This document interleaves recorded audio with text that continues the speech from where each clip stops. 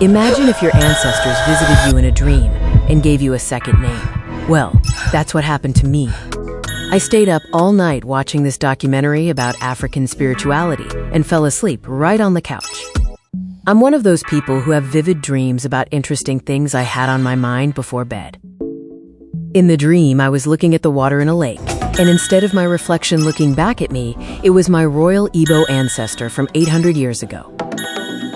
Then she handed me her nza and was speaking to me in Igbo, but somehow I understood her. She said, "Nina, from now on you'll also be known as Chidiogo, meaning God is gracious." I woke up the next morning thinking it was all just a dream. But I looked down and her nza was still on my bed.